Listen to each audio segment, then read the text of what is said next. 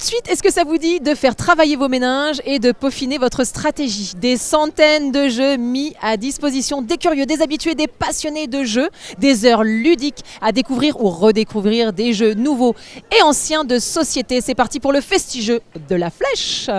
Nous voici arrivés au Festigeux de la Flèche. Je suis avec Gilles Mézières. Ça va bien, Gilles? Bonjour, chers téléspectateurs de l'MTVSA. Et téléspectatrices, dis donc. Oh. Oui, téléspectateurs. Je mets toujours le féminin d'habitude, hein, excuse-moi.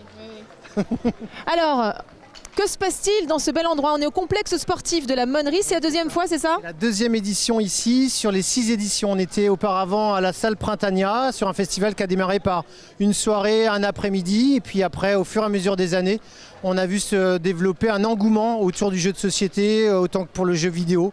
Voilà, c'est une croissance en flèche, les gens jouent beaucoup entre amis. Quel jeu de mots en flèche, croissance en flèche.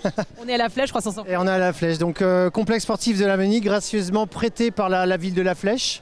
Et puis avec l'aide de l'équipe du Carrois, on a pu remonter ce festival cette année.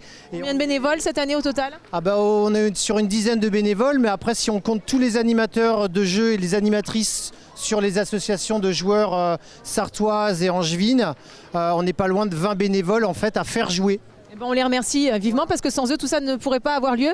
Alors là on est devant un stand qui s'appelle Nomade Jeux. Alors Nomade Jeux, mais encore? Alors Nomade Jeux, c'est une ludothèque itinérante. Hein. Il en existe 2-3 en Sarthe, mais c'est celle qui est la plus ancienne, qui a 6 ans d'existence.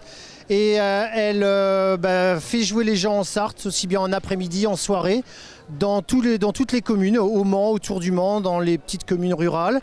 Et on les invite depuis 5 ans, ils sont fidèles. C'est notre association prestataire qui est là avec son parc de jeux en bois, des jeux d'adresse, des staminés comme dans le nord de la France.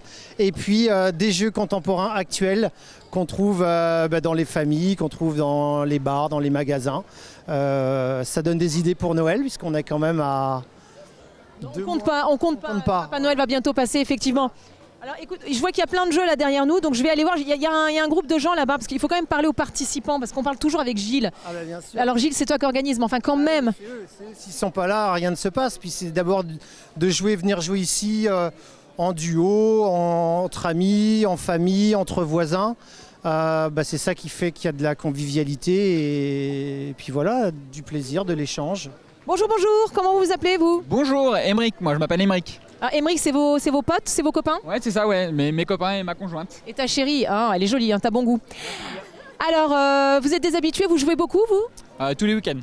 Ah oui, carrément. Ouais, vraiment, ouais. Et le Festigeux, vous y venez chaque année ou c'est la première fois? Là, c'est la première année. Ah bravo, je vous félicite pas. Alors on joue toutes les semaines, tous les week-ends, par contre on vient pas au Festigeux. Non, j'ai découvert sur le journal du coup qu'il y avait un festival et donc du coup ça a permis de venir aujourd'hui. Et alors c'est bien, vous vous éclatez bien, ça se passe bien? Ouais, réellement, ouais. On arrive à découvrir des nouveaux jeux et il y a des jeux que nous on joue beaucoup et on trouve pas ici. Donc on s'était dit peut-être sur les années futures peut-être venir avec nos propres jeux pour faire découvrir au public. Parce qu'en fait, en plus vous faites la programmation. Non mais ça y est, on pique la place de Gilles. On a vu avec Gilles, on y en a parlé et à voir si ça peut se faire pour l'année prochaine. Ah super, donc vous voulez initier d'autres gens à des jeux auxquels vous jouez habituellement? Exactement, c'est bien ça. Mais c'est génial, c'est ça le partage, c'est merveilleux. Et vos copains ils sont forts ou pas? C'est quoi ce jeu? C'est une petite carte en fait où on doit retrouver tous les objets qu'il y a dessus et ça se plie dans tous les sens. C'est assez amusant, ouais. D'accord. Et l'idée c'est quoi? C'est d'être... De retrouver le plus rapidement parmi la table les symboles qu'il y a. Alors, il faut trouver par exemple 5 cavaliers et un dragon. Oui. Et donc du coup on doit plier la carte dans tous les sens pour retrouver les symboles. Donc là par exemple il n'y a que 2 dragons, c'est pas la bonne solution. Donc en fait le plus rapide c'est celui qui a gagné quoi. Exactement, on gagne les cartes et après on compte les points. Je suis sûre que c'est votre amoureuse la plus forte. Elle a un beau tas là. C'est ce que j'ai vu, donc c'est bien évidemment, les filles font travailler plus leur méninge que les garçons. Allez, je vous laisse à votre jeu. Hein. Merci bien, bonjour à tous. On continue notre petit tour. Tiens, on va aller tout droit si on y arrive. Hop. Hop. Attention, parce que mon petit Colin, te casse pas la binette avec ta caméra, ça va le faire, super, super. Alors oui, parce que c'est Colin qui est derrière la caméra aujourd'hui. Et oui, voilà, et Samuel, il est pas là, mais on l'embrasse très fort, mais Colin, il est génial. Vous le voyez pas, mais il est chouette. Alors, qu'est-ce que c'est que tout ça, du coup, là, Gilles? Alors là, si on part de notre gauche, ici, on a les jeux d'Alain Pasquini. C'est le seul auteur qu'on a déjà fait venir l'année dernière, mais qui a voulu revenir cette année. Nous, on avait plutôt pris l'option de faire venir des auteurs de jeux différents de l'année dernière. On n'a pas réussi. Et donc il m'a rappelé, il m'a dit c'est pas grave, moi je viens quand même. Il n'a pas réussi à faire venir en covoiturage d'autres auteurs, mais ça viendra petit à petit. C'est le monsieur à la barbiche là qui se lève. Bichette, voilà, qui a 4 jeux à son actif autour des chiffres, des lettres. Le jeu du pas, qui est un peu comme le jeu du toc canadien. Et puis il a un jeu qu'on appelle les Dames Angevines aussi. Donc il a 4 jeux à son actif, auto-édités. Et voilà, c'est du local. Des jeux plutôt de stratégie, des jeux de logique, des jeux d'agilité? Non, c'est plutôt de la stratégie. D'accord. Et un peu de créativité sur ces jeux de lettres. On est dans de la créativité et puis un peu de hasard avec du raisonnement sur des jeux de parcours, type les petits chevaux on va dire. D'accord. Voilà. Alors et là en face de nous, donc là qu'est-ce que c'est? Alors là c'est totalement nouveau, c'est une association d'un ami là, qui s'appelle Alvin Houston avec Charles qui est juste en face. Donc l'ami il est avec celui qui a le chapeau. Exactement. Ouais, il a le look à s'appeler Alvin Houston lui. Voilà, il nous vient directement de Seattle. Il a quitté Seattle il y a 7 ans et donc là il vit aux côtés de Sablé. Il a monté une association avec son copain Charles qui est juste en face de lui et c'est l'association L'Auberge des Duellistes. Et c'est principalement pour le moment, ce qui est mis en avant, c'est le jeu de cartes Magic de chez Wizard aux États-Unis, qui est un jeu qui est connu depuis 30 ans, depuis 20 ans au niveau européen et international, et où ils font des grandes compétitions. Donc c'est du jeu de cartes à collectionner, avec des cartes avec des univers, des créatures avec des pouvoirs, et il y a des cartes qui valent très très cher, donc les gens ont des classeurs, ils font des échanges du troc. Ah, c'est donc ce qu'on voit là les classeurs là. Voilà, il y a une cotation, ils font leur marché, ils font ce qu'on appelle leur deck.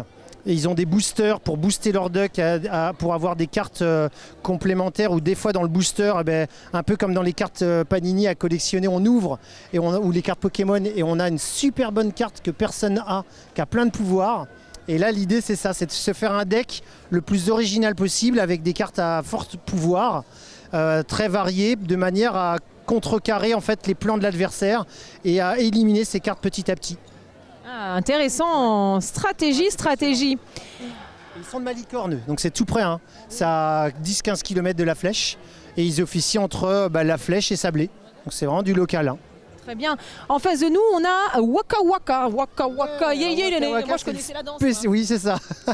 On a le spécialiste en France du jeu et du loisir créatif à domicile.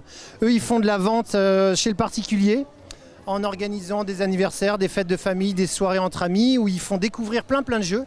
Et les gens, après avec leur catalogue, ils peuvent passer commande. Ils peuvent faire des parrainages. Ils invitent aussi des gens à faire comme eux. C'est comme des représentants avec un catalogue très très varié qui va de jeux à partir de 3 ans jusqu'à des jeux aussi pour personnes au-delà de 70 ans. C'est très varié. La génial. Ils ont, avec des tarifs très très abordables. Très bien. Voilà, ils sont de Malicorne. Là, Sébastien est venu avec son amie Mélanie, ils sont de Malicorne. Et hier, on avait sa collègue qui, elle, du côté de Baugé. Voilà, il n'y a pas de représentant à la Flèche, mais voilà, ils ont tout le territoire, on va dire, Sud-Sarthe et Beaujois. Et quand ils ont vu l'annonce dans la presse, ils m'ont dit, est-ce qu'on peut venir? Voilà, donc ça sera peut-être des ventes futures, parce qu'ils ne peuvent pas vendre sur place. Mais avant Noël, toujours pareil, ça peut être... un déclic pour acheter des nouveaux jeux. Toi, tu as un contrat à passer avec le Papa Noël, c'est pas possible, parce que depuis tout à l'heure, tu nous vends Noël. J'ai du mal à ne pas acheter de jeux, hein, ça c'est sûr. Et puis alors là, quand même, donc on a de la construction, j'ai l'impression, de Lego avec les enfants, donc c'est vraiment pour tous les âges ici. Hein. Eh bien ici, oui, c'est l'association Brick Mulsanne qui était déjà présente l'année dernière, mais que le vendredi soir. Et là, cette année, ils sont venus également avec leurs briques bleues, il y a 10 000 briques bleues, où là, les enfants, les adultes peuvent créer tous ensemble, selon leur imagination, mais le clou, on va dire, du spectacle, on peut dire, c'est la réalisation collective d'une fresque qui fait environ 2 mètres sur 1,50 m sur le thème du festival qui est donc l'alimentation, le boire et le manger. D'où ton tablier là, bizarre. Tablier, voilà. Okay. On a aussi bien un puzzle à l'entrée pour quantifier le nombre de personnes, un puzzle collectif de 1000 pièces qui est en fin de réalisation. Sur le thème, là, c'est les chewing-gums, vraiment les sucres. Et on a d'autres sucres là. On a une belle corbeille de fruits, donc là, c'est plus sain, on va dire.